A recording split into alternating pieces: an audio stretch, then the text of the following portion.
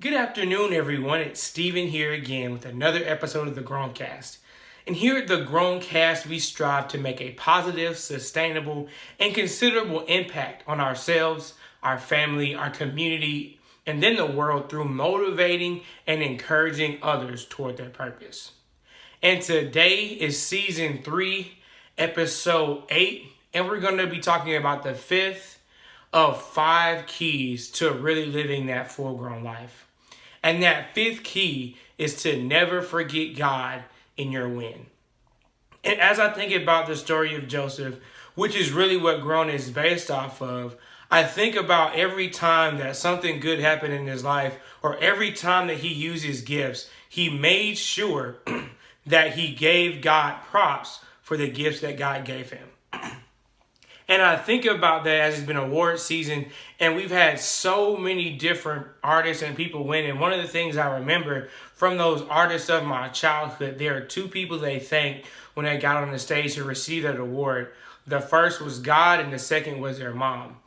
And I think about that even in my life. So there's a story. So in 9th grade, after I got the highest grade point average in the class, and I think about all the struggles and all the things that kind of gone through to get to that point, my dad took me to the side real quick and he said, "Son, before you do anything else, make sure you say thank you, Jesus. He's a reason that you're in this position. He got you here. He guided your footsteps, and he allowed all of this to work together for you to be able to win this." So I know for me personally, I know I'm an ego-stricken person. I know my ego is one of my greatest strengths, but also one of my biggest weaknesses.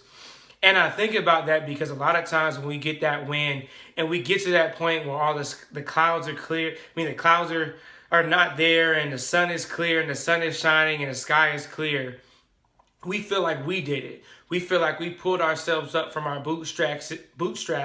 And it's easy for us to get that big head to say, "Hey, I did this myself.